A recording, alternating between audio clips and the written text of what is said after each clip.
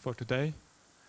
We start the next session with all the oral presentations. Just as a reminder, you can ask all your questions on Slido again. Just use the code 635252 or the QR code beneath the stream to ask the questions. And with that, I'm happy to leave the floor for our first oral presenter.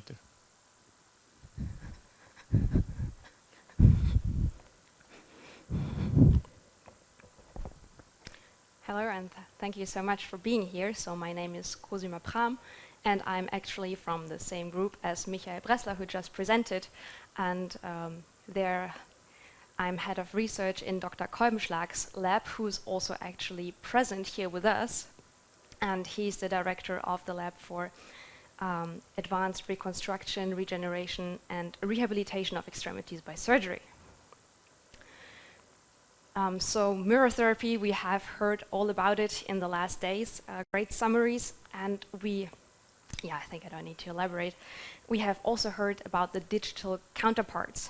For example, VR has been increasingly popular with all the commercially available home sets that you can just plug and play with. And also augmented reality, we have just heard it this morning in the workshop. Actually, this exact study was presented to us here. So usually you have a camera filming the patient and projecting the augmented image on screen. Can be a computer screen or can also be a tablet. But we not only have screen-based AR systems, so there are also other possibilities like AR glasses, see-through glasses. For example, the Microsoft HoloLens or the Magic Leap, or I think which is more popular or more well-known is the Google Glasses.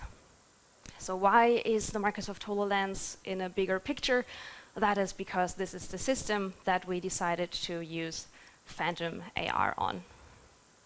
So our goal was to develop an assistive wearable therapy tool that would really exploit all the unique capabilities of a wearable glasses see-through AR system in a first-person perspective.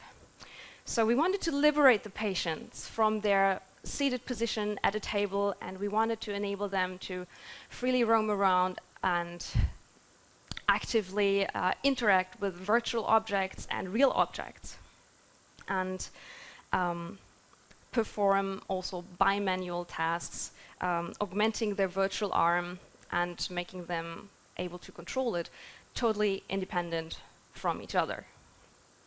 So here you can see the components. So this is a patient wearing the HoloLens, and you probably all know this, the Augmented. Even though it's been discontinued, we still have lots of them, and they're just very practical to use.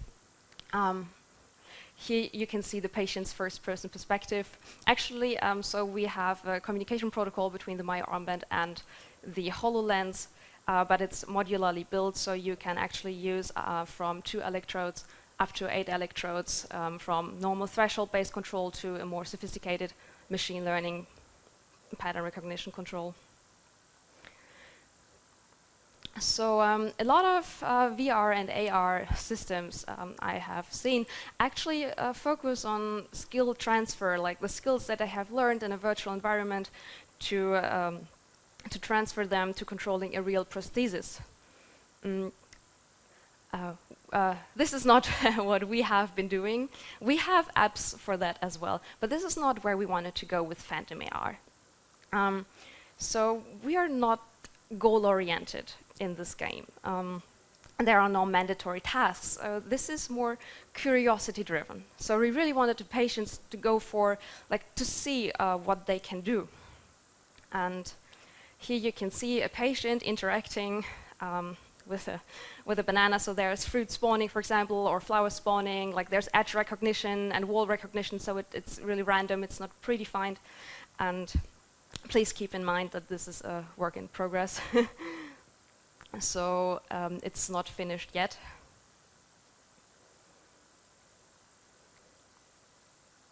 So these are other examples. We have different shapes, so there are some bubbles that can stream through your virtual hand, but also through your real hand. They can change speed and color depending on what you do. We have a blob, for example. If you touch the blob and send certain EMG signals, it would change the color. You can touch it, it will dissolve and slowly creep back together. And you can also see in the lower picture the patient acting with his virtual limb and also with his real hand. We wanted really the motivation to be intrinsic, to interact and discover. And thank you, Max, for yesterday. I really like that you said that the feedback does not need to be anthropomorphic, because this is actually what we also tried out. We've thought, why does it need to be an arm? I mean, we could make a magic wand or maybe a water house splashing water. Why not a purple tentacle? So maybe it does really not need to be a realistic representation. So we needed to evaluate, of course, the usability of the system so far in order for us to continue developing. And we did that with the 10 able-bodied participants.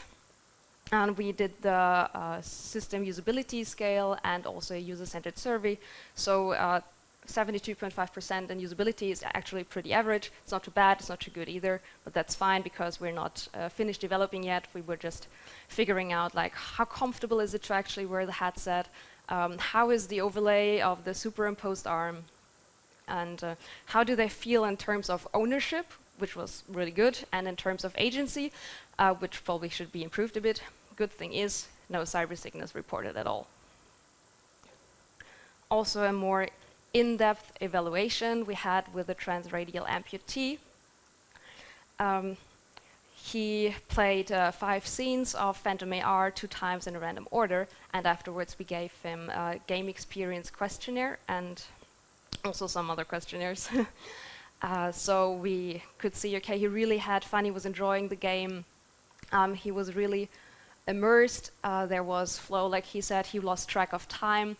The controls, again, we need to probably adjust a bit, but the cool thing is that he actually really liked the tentacle, even though he said that he prefers a hand, but he's a really practical person. So he said the hand for him, it's like a tool, like a screwdriver. He needs it to work. If he doesn't have a hand, no screwdriver, then he cannot work. Which actually also manifested in his embodiment. And because he said, this does not feel like my hand at all, it's just a tool that I need.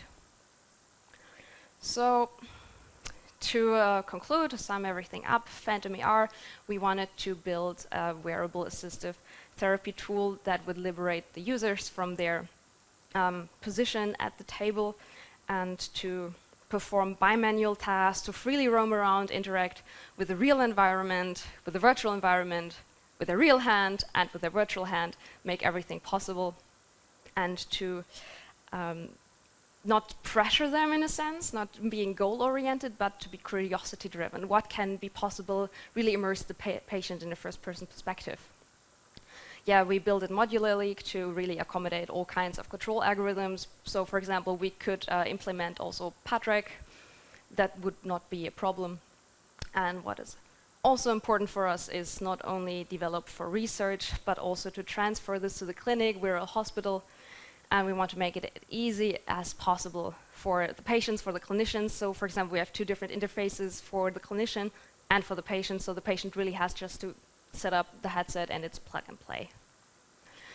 Yeah, so currently PhantomAR is only exclusive to transradial patients, but we plan to extend that also to transhumeral and of course also to lower extremity amputations. Play Bionic, this is our working group. You can Google that, we have a YouTube channel. Otherwise, Cosima Prahm, you can always contact me, we're welcome. Thank you.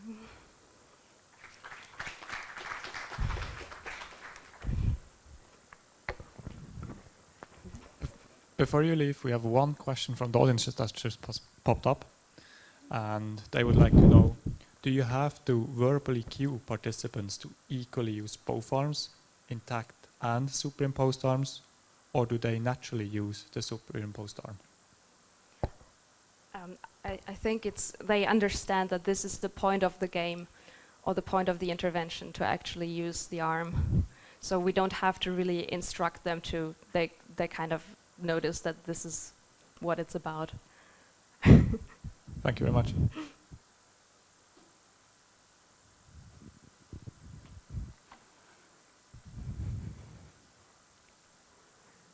Okay. Good afternoon, everyone, and welcome to this presentation on the preliminary result of this international double-blind randomized controlled clinical trial for phantom motor execution as a treatment for phantom limb pain. We had a short introduction about it this morning, and yeah, this is finally the presentation. So we've heard already a couple of times, also yesterday, that the literature is plenty of treatments that have been proposed for phantom limb pain. However, as a couple of recent systematic reviews have highlighted, RCTs are scarcer. Generally, they have high risk of bias, as it has been evaluated with the Cochrane collaboration tool for conducting systematic reviews. And we can see here, this is a table that I pulled out of this systematic review, showing what could be venues for possible bias when conducting RCTs. So we could have randomization bias, we could have, I don't know, bias in blinding, or like in selective outcome reporting. And when looking at the evidence coming from studies, randomized control studies with high quality, the evidence doesn't favor any specific treatment. It seems that the evidence in support of anyone, it's not so high. So we've heard this morning, we learned a little bit better about how this treatment that our group proposed, phantom motor execution, work, what is the idea behind, and so on. And we also got to appreciate a little more that the evidence available so far seems to point to good results. Patients seems to be improving. However, we have a problem, and the problem is that we cannot really, at this stage, really understand what are the mechanisms behind this improvement. So we know that there might be some, to some extent, some placebo effect. There might be also some non-specific changes, for example, regression to the mean, and there might be also a portion of true effect. And what we want to really understand when evaluating treatments is how much is this true effect. So how can we understand that? The only actual way to understand that is to conduct a randomized controlled trial with a control intervention.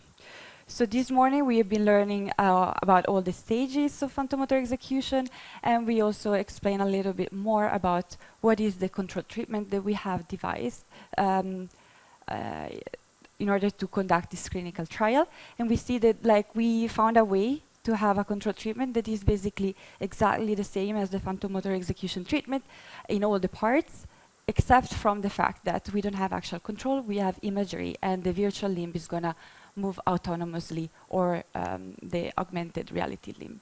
And for this trial, then we have assessed that we need 60 patients.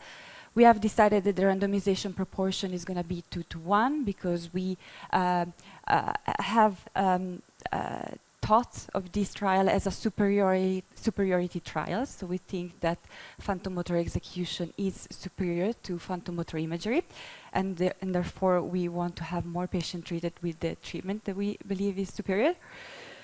And we have conducted this trial as an international effort, a collaboration among different clinics, as we think that this is also a way to address bias. We have independent groups working on this, treating patients.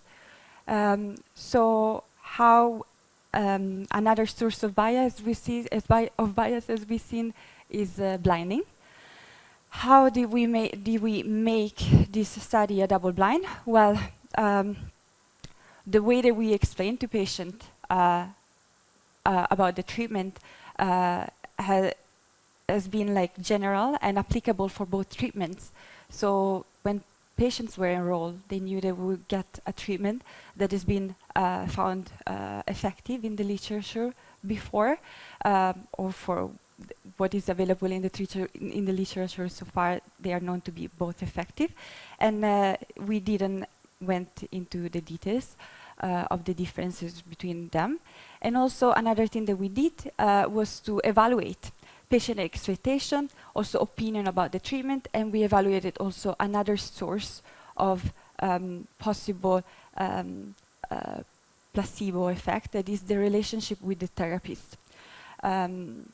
And another way that we made sure that the study was a double blind is that we made sure that the outcome assessment was blinded. So whoever treated the patient never assessed the outcomes. So what are the outcomes? And I apologize for the typo. Well, the primary outcome of this clinical trial is the pain rating index, which is an index that is calculated from the McGill pain questionnaire, is the sum of the scores of the pain descriptors. And then we have a few secondary outcomes that I didn't spell out here. And but what is important to know now is that we follow the theory of fixed sequential multiple testing in order to account for multiple comparisons. So what does it mean? That we have decided, and we have already published this statistical analysis plan, the order in which we are going to test all the secondary outcomes. And it means that in the moment in which we don't find statistical significance anymore, the findings are not confirmative, but are going to be considered explorative, even if significance afterwards. I hope I made this point clear, otherwise I can answer afterwards. But anyway, so the first of the secondary outcomes is relative to the follow-up. So in this part of the presentation, I'm going to present only the primary results regarding the primary outcomes, because that's what we could analyze so far. How did we conduct this analysis? Well, we have a mean and adjusted comparisons between the two groups, so we don't account for these differences at the baseline, and we use a randomization test, Fisher's non-parametric randomization test.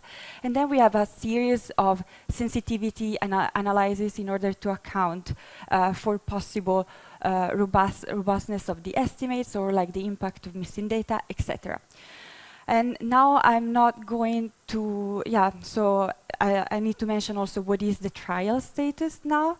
So we have, as I said, this morning we have finished to treat all the enrolled patients, but we are still conducting the follow-up. So that's why we cannot look at the secondary outcomes yet, because the first of them is a follow-up assessment, right?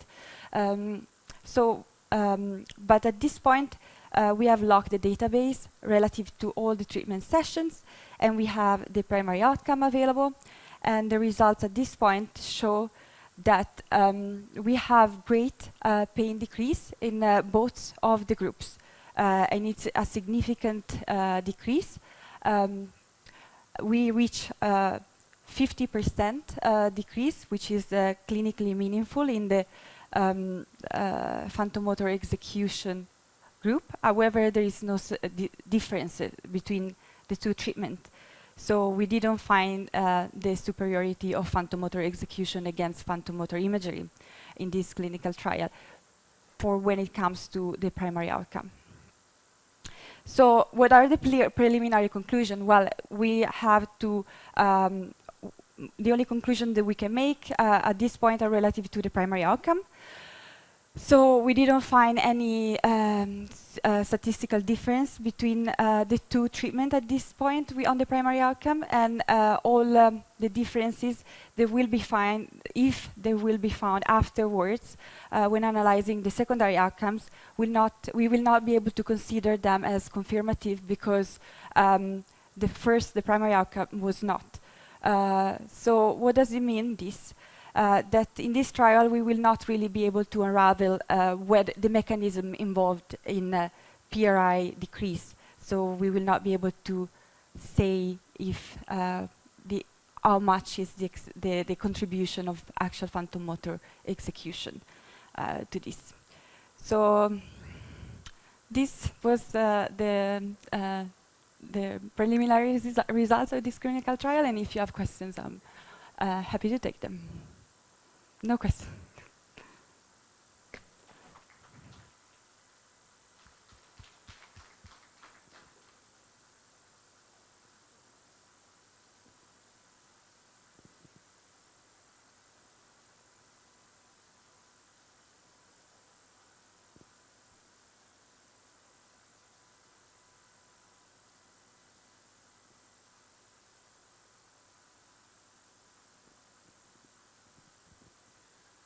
Okay, and with that, we welcome our next speaker.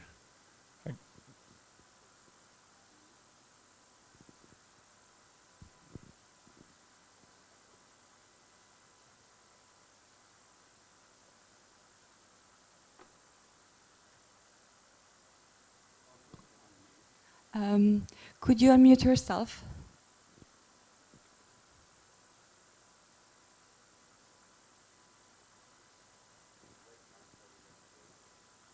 So Thank you. I have problems with sharing the screen.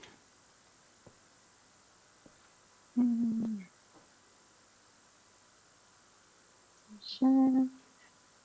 And then I have, they say your screen sharing is paused. What does that mean?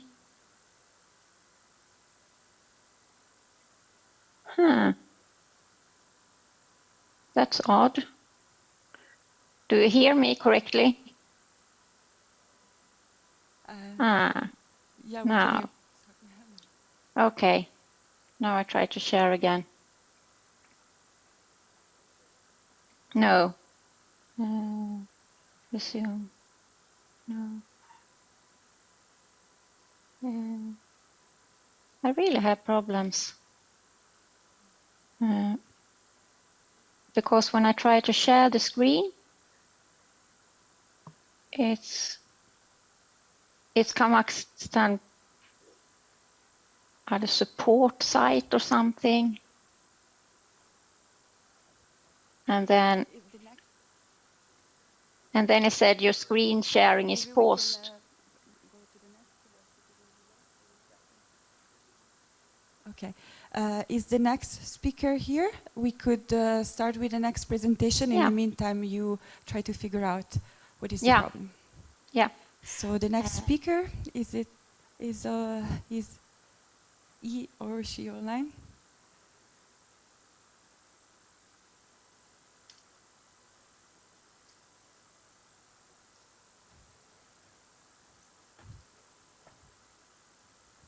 Hello? Yes, we can hear you. You hear me? Okay. Just a second, I will share my screen.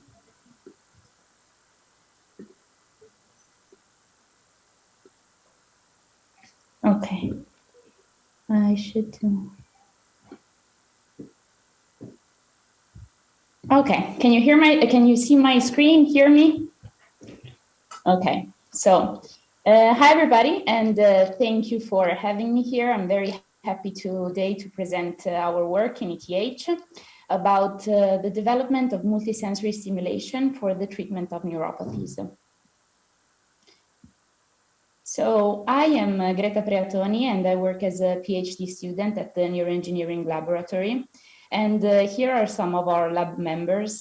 And our main focus is the restoration of sensory feedback in patients suffering from sensory deficits and the treatment of neuropathies.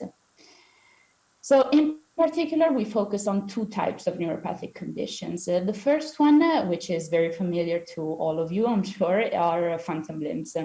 While the second one is diabetic peripheral neuropathy, which is a consequence of diabetes happening in up to 50% of patients that consists in a loss of sensations from the extremities that spreads distally and that can evolve into chronic pain.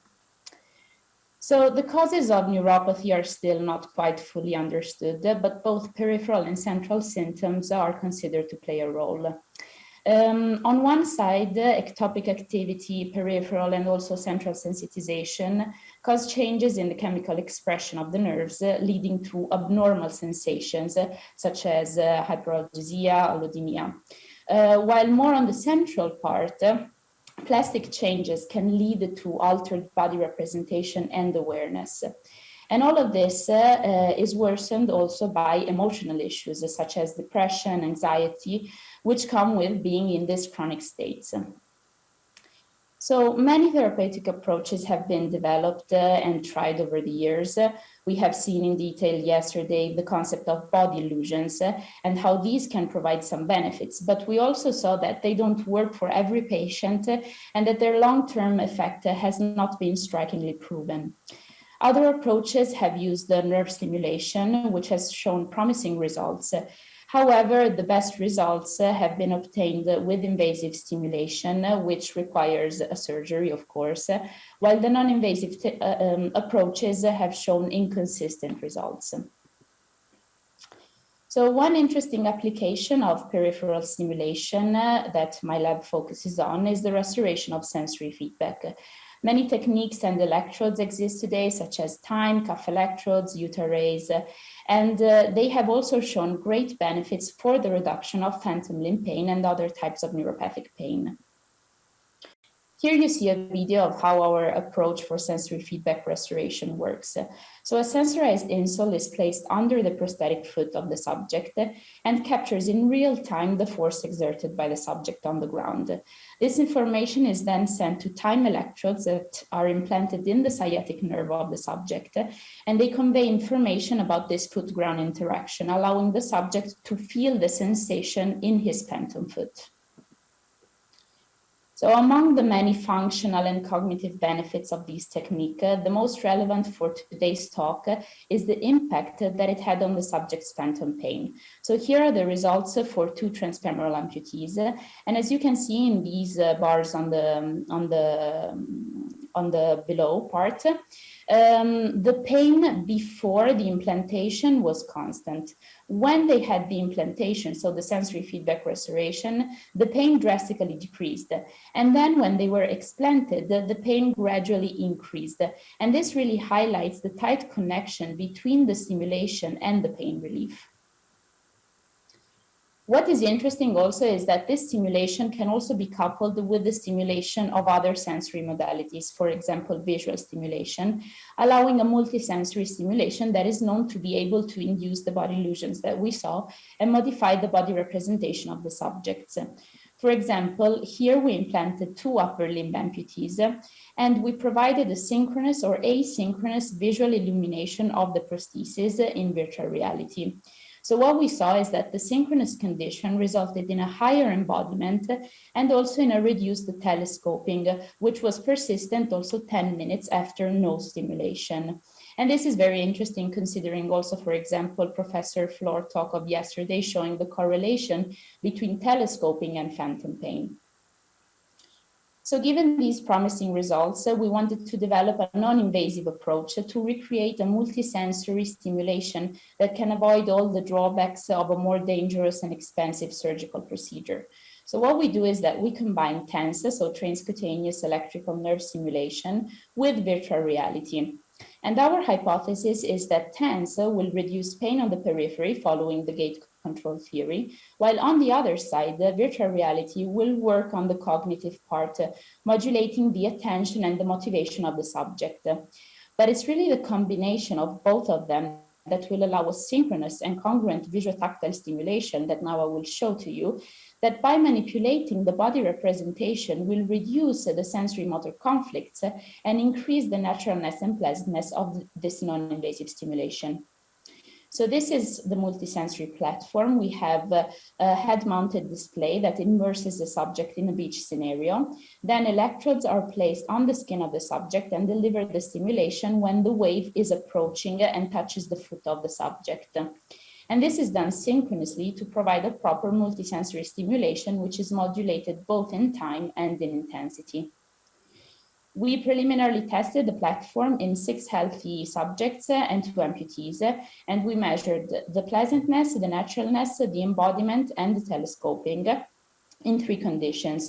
So the synchronous one, the asynchronous, which had visual and touch delayed stimulation, and the no VR, so just the stimulation. What we saw was that both naturalness and pleasantness were perceived as higher in the synchronous condition. So this is naturalness and this is pleasantness. And similarly, the embodiment was also higher in the synchronous condition. But importantly, for body representation, so we measured the telescoping. And what we saw was that before the stimulation, the phantom had the telescoping effect, and after only the synchronous condition, this phantom sensation was decreased. So the subject perceived the phantom limb as longer. So the next steps, of course, are to continue testing this platform also with patients with phantom limb pain to test the potential benefits also on pain relief. But with that said, I would like to thank you, and I'm happy to answer to your questions. Thank you. And yes, we have actually 3 questions for you. Would you mind speculating how the nerve stimulation alleviates phantom limb pain? Yes, so the idea behind this is on the gate control theory. So the idea is that by stimulating the nerve, TENS and also the invasive stimulation are able to activate large diameter fibers. So I'll make an example. When you bump your head somewhere, you feel the urge to rub the area, right? But if you think of it, it wouldn't make sense because you wouldn't want to touch an area that you just hurt. The reason why you want to do this is because by rubbing the area, you activate large diameter fibers, which can activate inhibitory interneurons in the dorsal horn of the spinal cord, which inhibit the pain pathway. And the TENS and the stimulation of the nerves is able to activate these large diameter fiber, therefore reducing the pain on the periphery. Thank you. So the next question is, how did you measure or explain naturalness and pleasantness?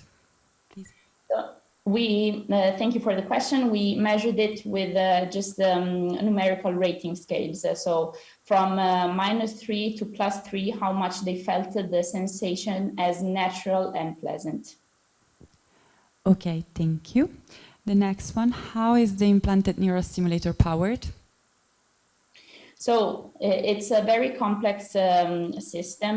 So it depends for the upper limb and the lower limb. But anyways, what we do is that the sensorized insole is connected to a microcontroller, and this microcontroller sends the information via Bluetooth to the stimulator. Okay, I'll take one more question. How you assessed embodiment? How did you assess embodiment? So to assess embodiment, we used the classical embodiment questionnaire from the first ones that Botvinnik and Cohen developed. Then in 2015 from CREA, they changed it to adapt it to the lower limb.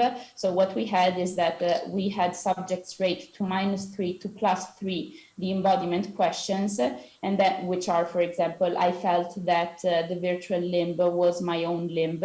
And then we had also control questions to measure the suggestibility of the subjects. For example, I felt like I had 3 legs. Okay, thank you. We have one more question.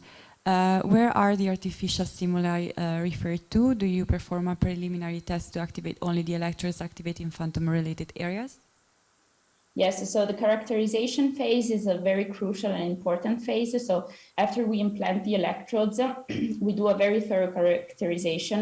So for the invasive part, we activate each active site and we see where the subject refers the sensation. And for the transfemoral amputees, the referred sensations were under the foot or on the calf. Which was perceived similarly to a proprioceptive sensation, while for the non-invasive one, it depends if we're working with amputees or with diabetic peripheral neuropathy, because of course with amputees we cannot place the electrodes on the ankle, while with diabetic, yes. But in that case, we place the electrodes right on the nerve, and the sensations are perceived also there under the foot. So we target either the tibial or the peroneal nerve. Okay, thank you. And that was all the questions. So we can move to the next speaker. Thank you.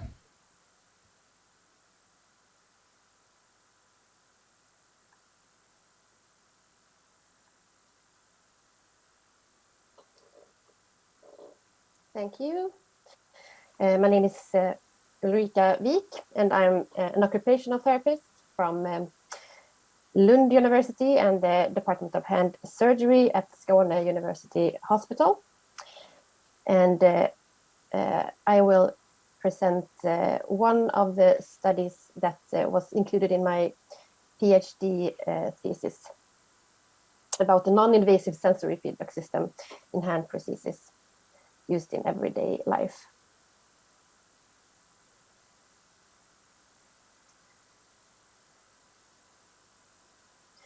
And you're already familiar with the phenomenon phantom hand map that was first described by Ramachandran. And the hand area is invaded by adjacent areas, and a sensory map can arise on the forearm skin or in the face. And when you touch the point that represents the thumb, for example, it is experienced as the thumb is touched.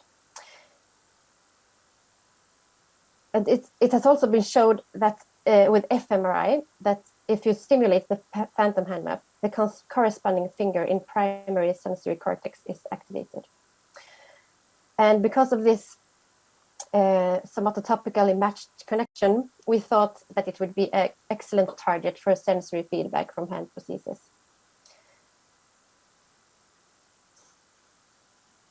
And in several years, there has been a collaboration between the Department of Hand Surgery and at Skåne University Hospital and the Faculty of Engineering at Lund University, aiming to develop a non-invasive sensory feedback system for prosthetic hands.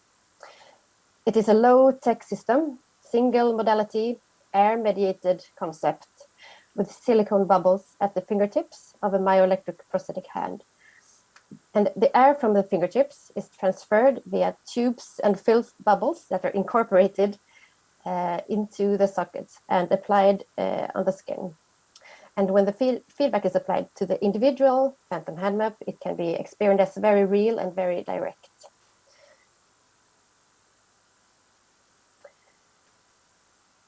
We came to a point where it was time for implementing the system into a prosthetic hands and evaluate it.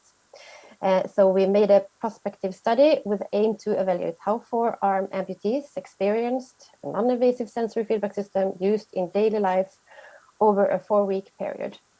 And the primary outcome was not about phantom pain, but we found some interesting additional results about it that I will talk about.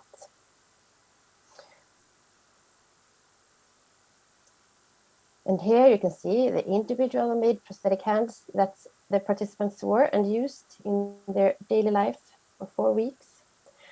And they used it at home, at work, and in their spare time. And you can also see that it's a prototype and the air tubes are on the outside.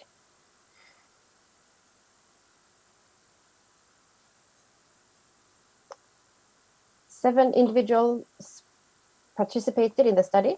It was both men and women, and all the participants were experienced users of myoelectric prostheses and had used prostheses for several years. So they were experts on controlling myoelectric prostheses.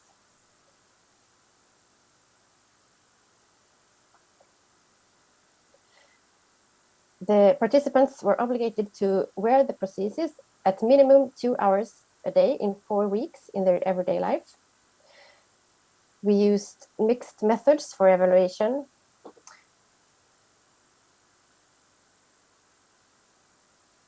And regarding phantom limb pain, we used a questionnaire that also included other questions that was developed specific for this study with statements regarding the prosthetic and the use of it and the experience of how it worked.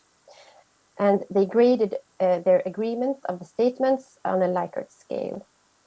And we also let the participants express their experiences with their own words in a semi-structured interview after the test period.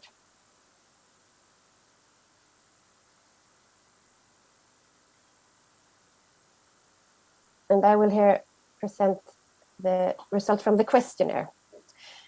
So this shows the results. On the x-axis, each question has a column, and the questions are grouped according to the predefined concept.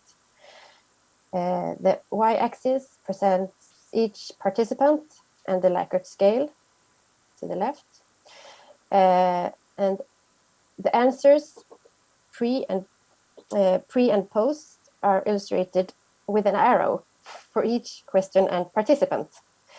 So an improvement is illustrated by a green arrow, an impairment by a red arrow, and if there was no change, the arrow is blue. So you can see there is quite diverged result.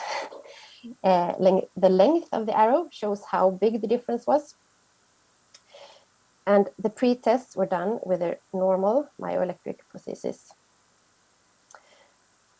The two questions about phantom limb pain was, I have phantom limb pain when wearing the prosthesis, and I have phantom limb pain when not wearing the prosthesis.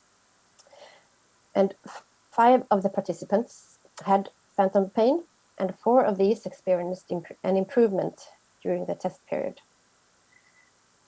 And it is a small group, and no significant conclusions can be drawn, but it's a very interesting tendency we can see here.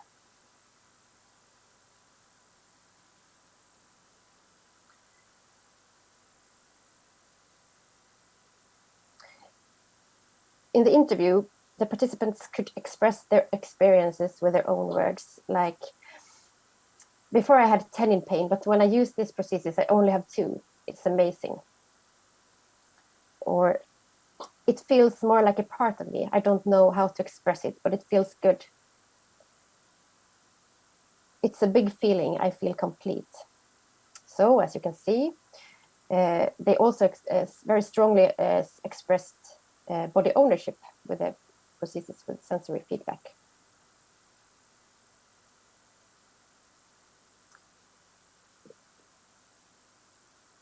So after 4 weeks of wearing the prosthesis in everyday life, the positive experience of the sensory feedback was highly expressed, and the users felt complete while wearing the prosthesis.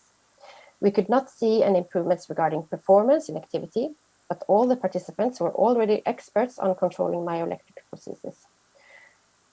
Sensory feedback may strengthen the feeling of body ownership, and sensory feedback may alleviate phantom limb pain. Thank you for your attention. Thank you. And we have one question for you. Do you think this feedback would have produced comparable results in amputee with no PhantomAR, or is the subjective experience of referred sensation crucial? Yes, it is based on the phantom hand map. So the experience will be more direct and more real when you have the referred sensation.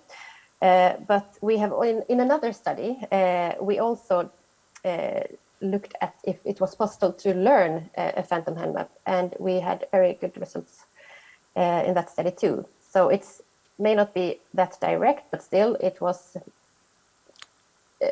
quite easy to learn coins that could represent specific fingers. All right, thank you. So we have no more questions for you, and we can move to the next presentation.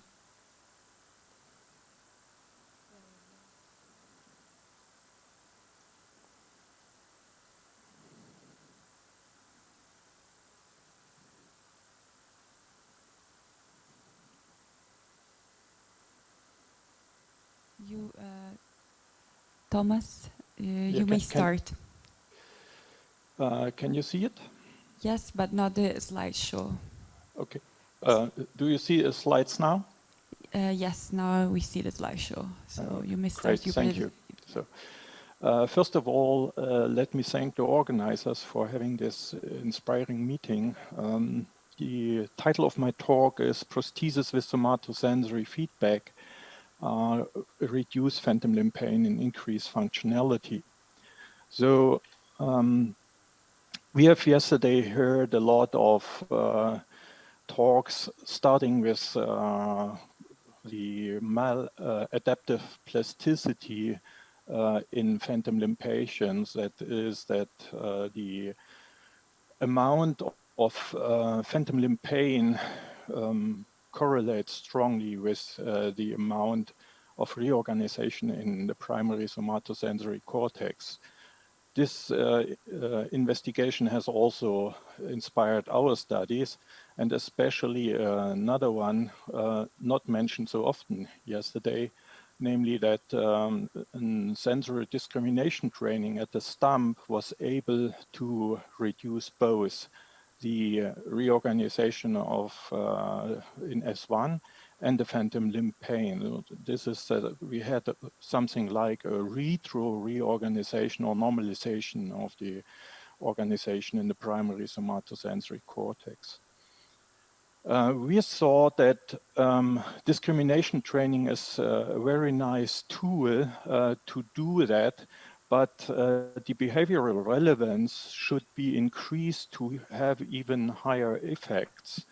So we thought about somatosensory feedback in normal prostheses of patients where already sensors exist for automatically organizing the grip strains. So we use the information from the sensors just to give these values as electrical stimulation on the skin to them. So if there was no grip strains, no stimulation, slight grip strain, electrode 1 was active, a bit more grip strain, electrode 2, and so on. Just 12 different patterns that has to be recognized in order to realize an activation of the muscles, so to activate EMG in a way that you have motor training, you have useful movements. And we use this type of somatosensory feedback in extensive training for 14 days, so 2 weeks, 6 to 8 hours per day. And as you can see here, patients were even able to put toothpaste on a brush in such a very nice movement. We additionally recorded motor performance, sensory discrimination. We also had MRI, fMRI, MEG measurements. What we found is an increase in functionality of the prosthesis by 70% as assessed with goal attainment scales. We also had a reduction of phantom limb pain by roughly 50% within the 2 weeks of training, which is quite amazing. What we didn't find unexpectedly was any kind of correlation between the amount of phantom limb pain and the amount of cortical reorganization in the primary somatosensory cortex due to dipoles to lip stimulation or in the fMRI to primary motor or primary somatosensory activation using phantom movements. And this was neither at baseline nor for the changes in phantom limb pain by training. What we found were some anatomical differences between the patients and controls that are known from other chronic pain patients, namely an overall reduction of gray substance. We had also a reduction in gray matter in the primary motor cortex, contrarily to the amputation, which is quite obvious. When comparing patients with strong phantom limb pain and those without or minor phantom limb pain, we not only found a larger reduction of gray matter overall in the patients with strong phantom limb pain, but we also found one single structure that has an increase in gray matter, namely in the anterior cingulate cortex, which is a structure well known for emotional processing of pain.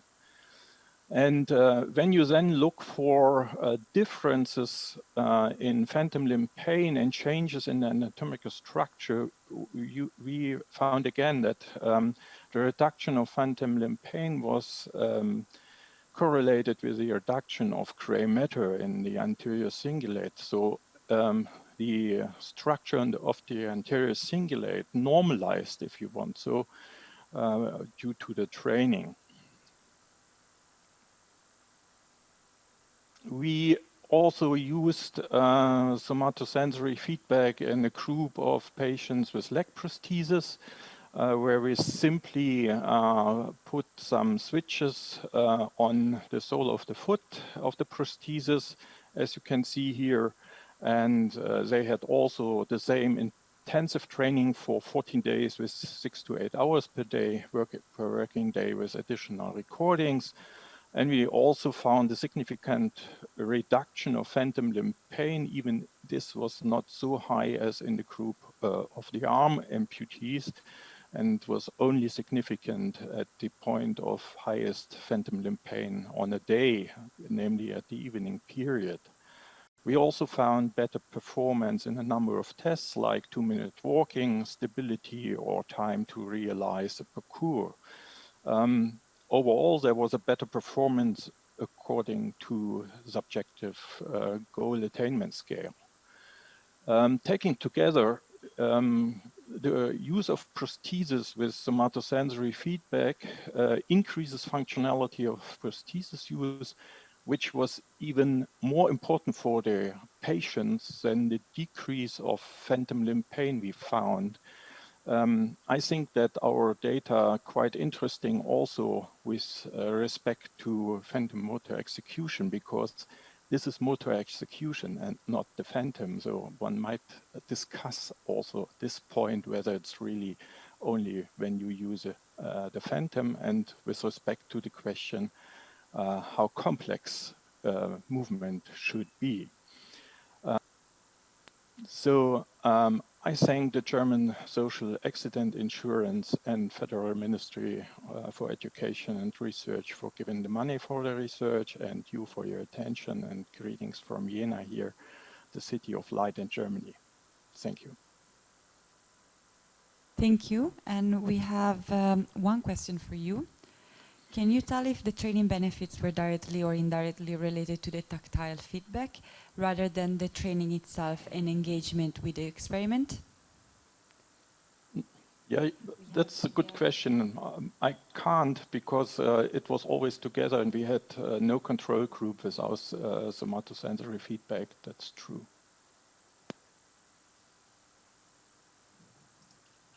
Okay. We have one question from... Hi, thank you for the presentation. I was wondering if you will have any idea of why or what will make behaviorally relevant tasks with sensor feedback more, say important, for instance, for the reduction of phantom limb pain, because I think that's something that has come out, but I haven't understood what makes it from the brain survey.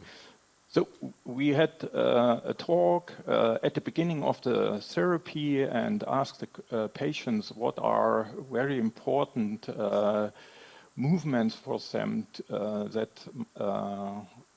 are necessary in their daily life. So some asked that they want to grasp crabs and eat them, or to eat a mandarin or something like that.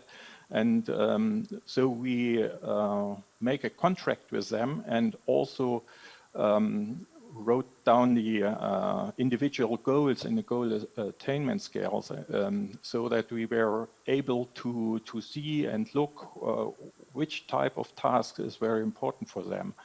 And I think that helps a lot to have a high motivation and behavioral meaningful task for them. Is that what you are asking? Yeah. Well, probably it's a longer discussion, because we have published a paper on the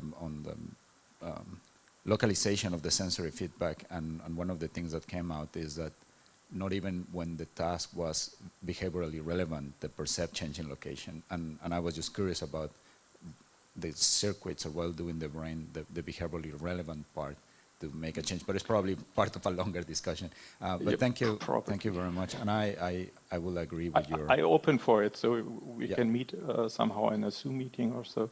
Great, thank you. We have 2 more questions for you. Okay, it's too late.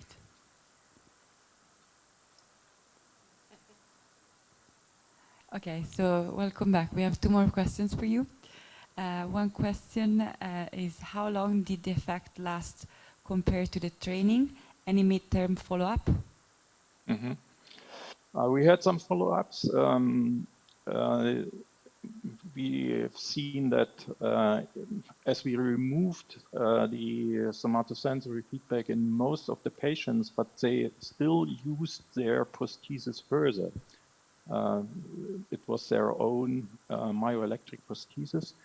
The phantom limb pain increases, but increases quite slowly. So we had follow-ups at 6 weeks and 6 months, and at 6 months there was no significant difference anymore, even if the numbers, the mean number of phantom limb pain was slightly lower than at baseline.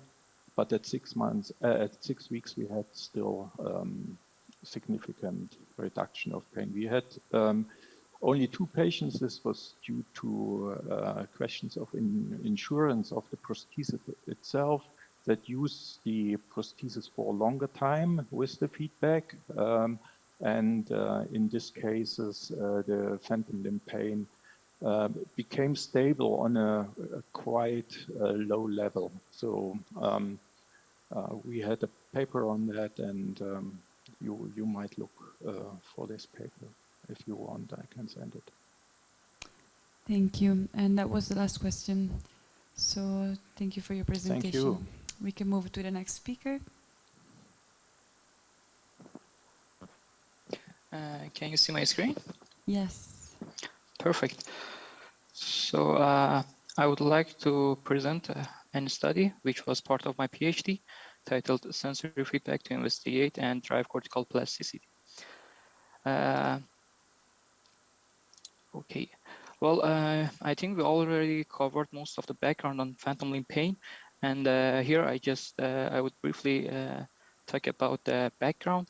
So phantom limb pain and phantom limb sensation is a feeling that removed limbs still exist, and the quality of phantom sensation includes several things that we can see here on the screen, and amputation deprived the nervous system of somatosensory sensory input, leading to anatomical and physiological change at the peripheral and the central level.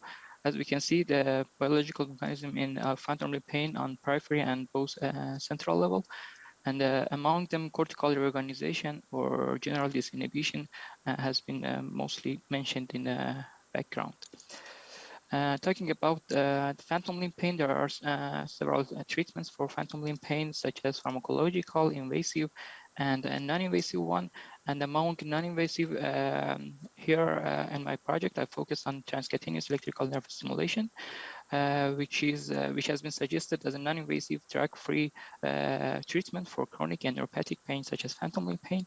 And within the previous EU project, EPUNA project at Aalborg University, non-painful sensation were evoked in the phantom limb and by continuous surface electrical stimulation of referred sensation areas.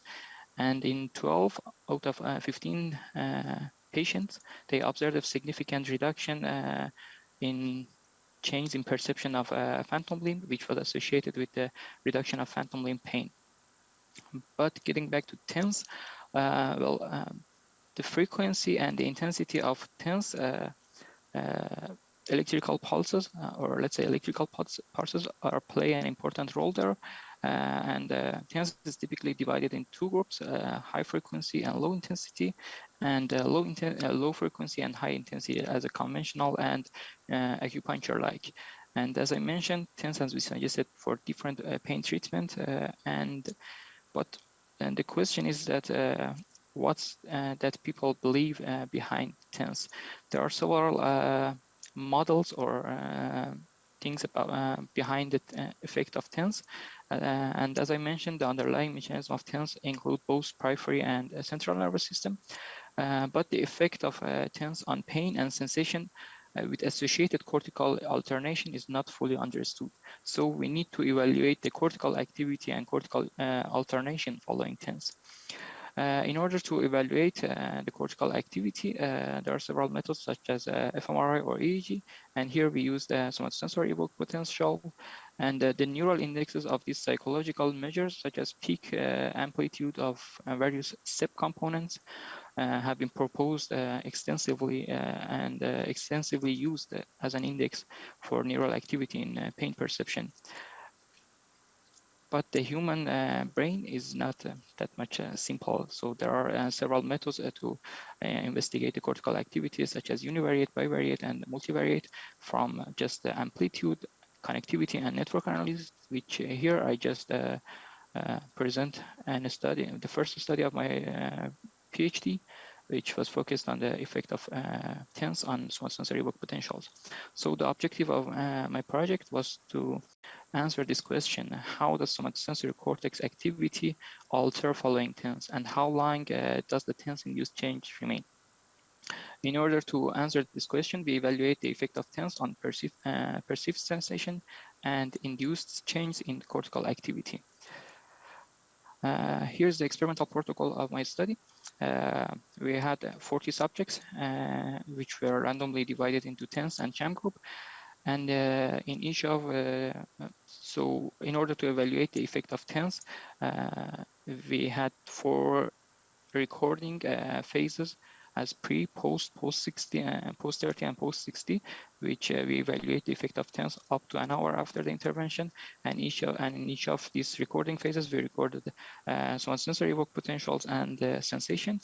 And the intervention, which applied for 20 minutes, consists of 40 trials of high-frequency electrical pulses delivered at 100 hertz.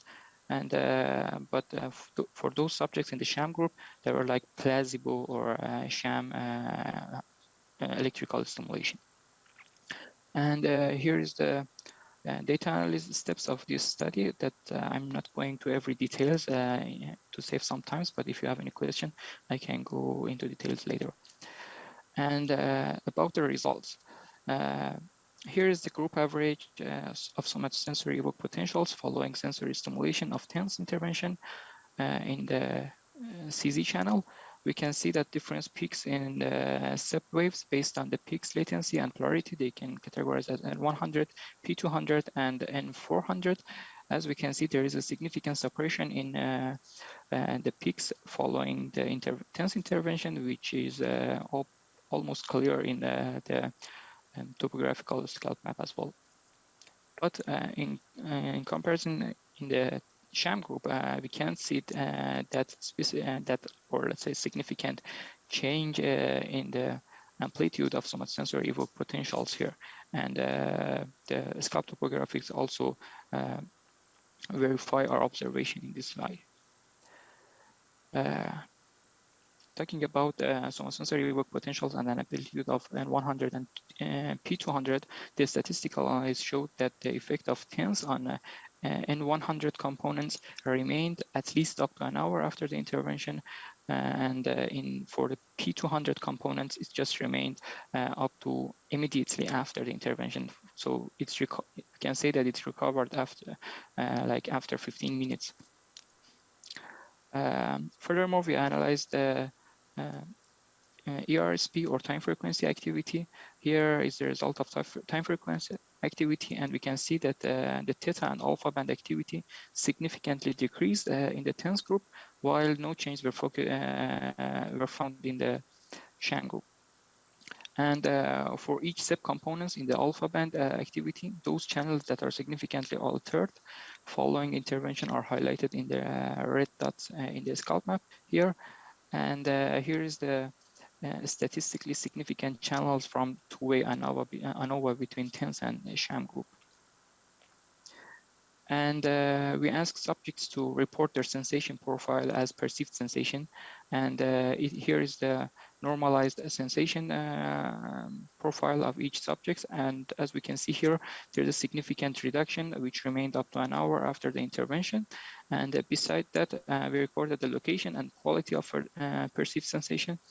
And here's the group average of the maps of hand. And as it's clear, those maps are almost the same in the.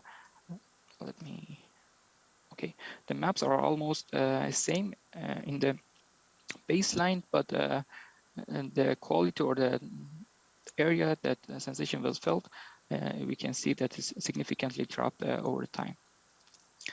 To conclude the results of this study, I can divide them into time domain and the magnitude in the frequency domain and the sensation.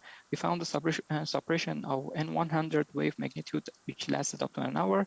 And in literature, it has been mentioned to in literature, it actually S1 and S2 has been mentioned as origin of these components. And beside that, S1 activity enhancement has been reported widely in chronic pain and phantom limb pain patients. So here are our results in the suppression of N100 wave following TENS intervention showed that TENS might be beneficial for chronic pain reduction and phantom limb pain, as the cortical facilitation reported in these patients.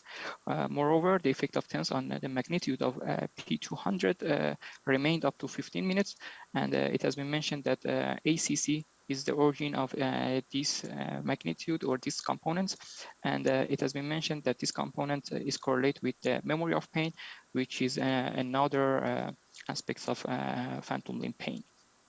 In time frequency activity, studies have shown that increase in lower different frequency bands following in chronic pain patients, and we found that using TENS we can reduce this.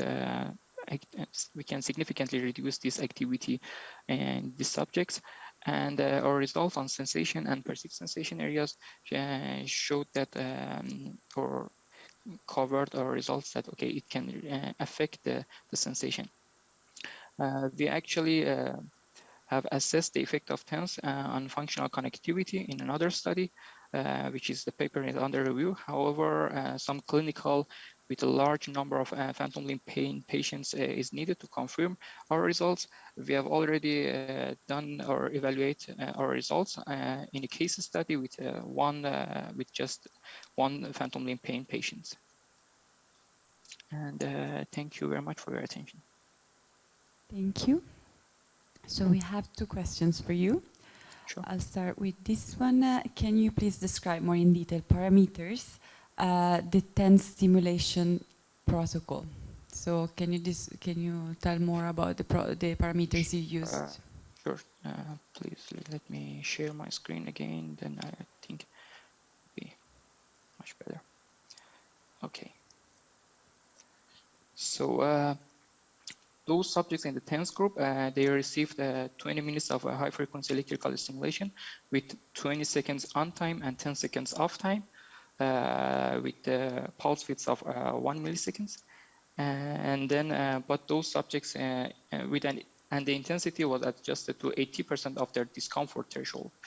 So the intensity was not like high intensity, but it was something that they felt during the whole 20 minutes. But those subjects in the sham group, they just received the stimulation for the first minutes, and the intensity was adjusted to their perception threshold. So after 1 minute, the stimulation was off there, but the subjects were told that and the stimulation will remain for the whole 20 minutes, and even some subjects after 10 minutes they were thinking, there is something there, and we can feel the stimulation. Okay, thank you. And the other question is, if you're interested in suppressing pain sensation, why not to study heat pain evoke potential, for example, P300? Yes, that's right. In that case, we need to use the laser evoke potentials. But while the phantom limb pain is associated, or phantom limb pains and phantom limb sensation is associated with the sensation, and it's like a type of chronic pain, in that case, we need to move to acute pain, and it's not about just the sensation, because in this case, we can talk about the correlation between the cortical activity and the sensation which subjects could feel on their phantom hand or their hand. Okay, perfect. That was all. We can thank you for your presentation, and we can move to the next speakers. That is the last speakers we had online, and then we will move to the speakers here in presence. So if yes, yes, let me see. Yes, do you see it? yes, now. Yeah, thank you. Then I'm going to present a study called Patients' Experiences from a Novel Treatment. Excuse me, I have to put this away. From a novel treatment of phantom limb pain. And this is a collaboration between Groningen in Holland and Örebro and the Gothenburg Chalmers here in Gothenburg. And the novel treatment in question is phantom motor execution program. So what we wanted was to describe patients' experiences from undergoing phantom motor execution treatment. And we used the qualitative method where we interviewed participants using an interview guide. And the data were analyzed with the framework approach as outlined by Gales et al. It was 21 participants, 9 Swedes and 12 Dutch people. The mean age was 27 years and 16 out of the 21 was males. It was 5 transhumeral and 16 lower limb amputation, whereof 19 was unilateral. So what was the findings then? The participants' experiences can be described in 3 main categories with underlying subcategories. And the first one, treatment effects on phantom limb, describe the participants' perceptions of phantom limb pain, phantom limb sensation, pain management, and movement control before and after treatment. The second main category, living with phantom limb pain before and after treatment, describe what the changes meant for the participants in daily life, both physically and mentally. The third category, facilitators and barriers to treatment, describe the participants' perceptions and experiences of factors within and outside the actual treatment that they found had an impact on the treatment effects. The findings are very rich in this study, and it's not doable to go into all categories in depth, so I have chosen to give some examples from the categories.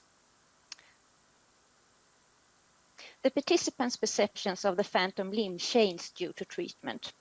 The phantom limb has gone from being partial present or as a lump to normal in size in, for example, number of fingers.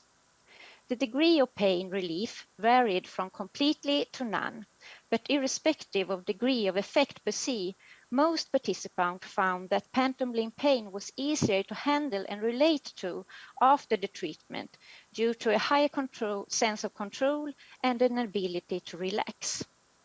They described a more active way of pain management than before treatment.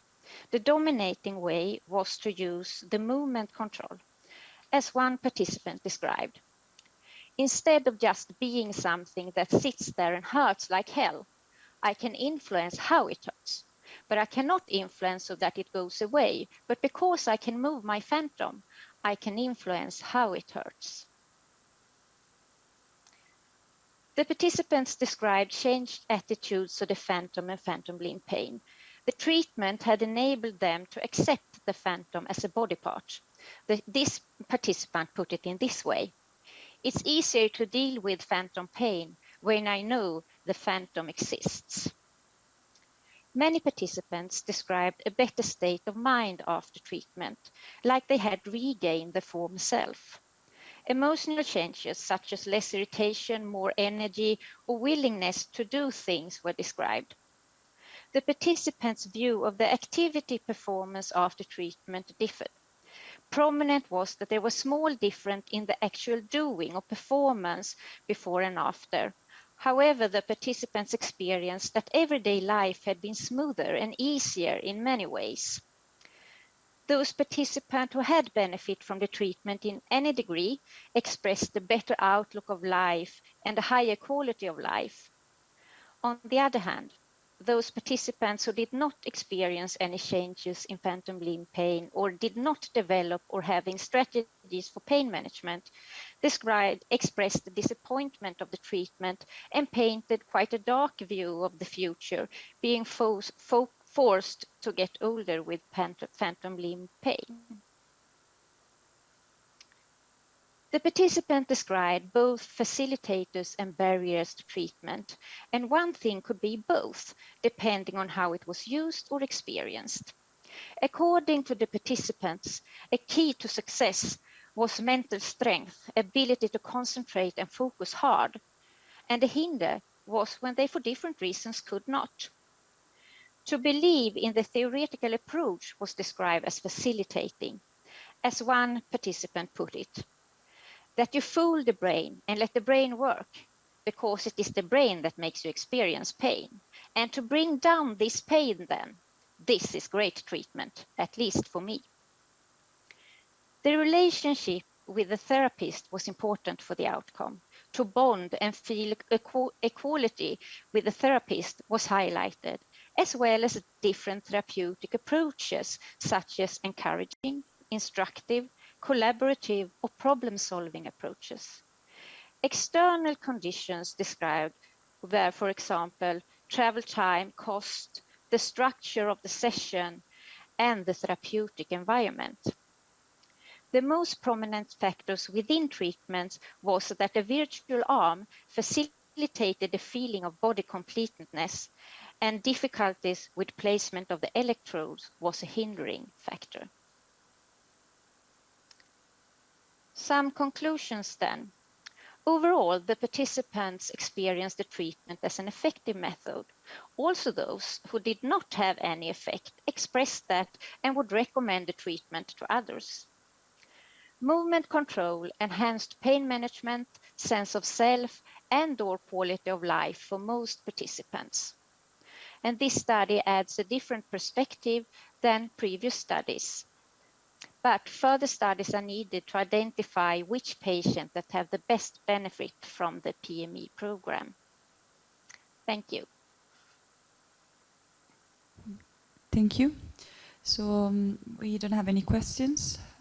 Thank you for your presentation. And now we can have the last speakers here on stage.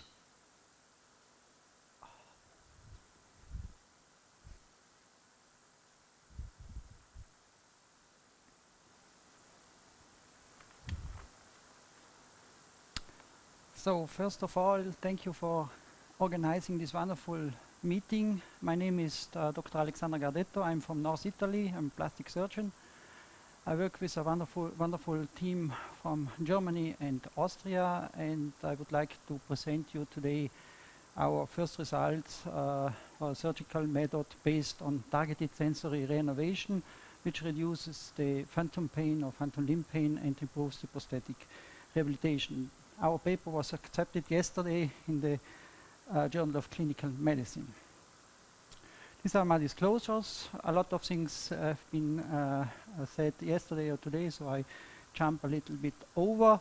The phantom pain we know is created to a stimuli leak on the sensory cortex located in the homunculus, and it's affected the high percentage of amputees, and the treatment of these patients remains always challenging. The indication for the TSR for us, first of all, is the refractory phantom limb pain, and in the same procedure, also the refractory neuroma pain. The aim is to get or to produce or to achieve authentic feeling due to the sensory feedback on the reinnervated area, so that the leak of the stimuli on the sensory cortex then is closed. The surgical technique depends on the level of the amputation, since it delineates which nerves and skin areas are available for TSR surgery. The common goal is to reinnervate a dedicated skin area via the sural nerve, thus enabling the patients to genuinely feel the former autonomous area of the sural nerve on the residual limb. In a transtibial amputee, the recipient of the sensory transfer is the saphenous nerve with its autonomous skin area on the lower medial proximal leg. First, the sural nerve is identified and then the neuroma resected. It is important to mobilize the nerve sufficiently to allow its transposition via a subcutaneous tunnel to the medial side of the upper leg, and then the saphenous nerve is transected and its distal branch is then coapted end-to-end with the sural nerve. For the transfemoral amputees, the recipient for the TSR is the lateral femoral cutaneous nerve, which is autonomous skin territory on the lateral thigh. Due to the distance between the nerves and a sural graft from the contralateral leg is necessary. After the dissection of the sural nerve in the stump, its neuroma is resected, and then the sural nerve graft is coapted end-to-end to the sural nerve of the stump, and the nerve graft is brought via a subcutaneous tunnel to the inguinal region, where it is coapted end-to-end to the distal branch of the lateral femoral cutaneous nerve. At the beginning or after the surgery, the patients have all a numb skin area, which decreases with the time of the reinnervation. That it's in transfemoral amputations about 12 months, and in transtibial amputation about 6 months. After that, the patients are able to perceive the sole of the foot within the surgical reinnervated area, like you can see in this video here. When the patient touches skin at the anterolateral thigh, he perceives the sole. Indispensable is a non-invasive vibrotactile feedback device is called Suralis, which components will be explained tomorrow in detail from my colleague Mr. Schultheis. This is one of our first patients operated in a transfemoral amputation. I lost my leg 30 years ago in a motorbike accident. For years and years I had to deal with terrible phantom pain, which I could only bear with heavy medication. Sometimes it was so bad I could not find joy in everyday life anymore. Now that I have the feeling leg prosthesis, my life has transformed completely. No more painkillers, and for the first time in years I have a clear perspective and positive outlook on my life. Not only is the pain nearly gone, but I feel much more safer. And that also we could say, see in this slide here, the pain is dramatically reduced after the TSR surgery in comparison to before, and also the permanent pain medication could be discontinued. Here we see a comparison between conventional prosthesis and the prosthesis providing this vibrotactile feedback on the renovated skin area, and we see significant functional advantages in the time and up-go test, in the 4-step square test, and in the 6-minute walk tests. In conclusion, TSR is a reasonable option in preventing PLP and enabling interaction with a bionic prosthesis. By relocating the sural nerve to the saphenous nerve in transtibial or the lateral femoral cutaneous nerve in transfemoral amputees, the patients will increasingly feel the sole at the renovated area. In combination with a special prosthetic device, the newly renovated area on the thigh or lower leg receives sensory information from the prosthetic foot and could be defined as bionic reconstruction in the lower leg. Finally, the patients will be able to feel his foot authentically, where it was physiological sensory information from the limb instead of the autonomously generated signals results in a reduction or termination of PLP. I have operated 3 patients with this technique in patients with hand amputations, and the results will be presented in the next conference. And with that, I would like to thank you very much.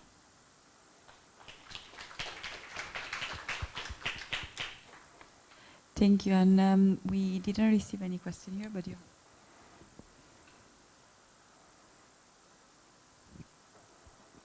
Thank you for the presentation. When you do TSR, is it also a hyper-reinnervation? The diameter of the nerves are matching each other, or you have a thicker one that goes into a smaller one? No, the diameter is the same. Is the same. That's in the upper limb it's the same. In the lower limb it's the same. In the upper limb it's a little bit difficult. And do you expect, because you are denervating a patch of skin, yes. do you expect that nerve that was cut will generate a neuroma, and then you'll have problems?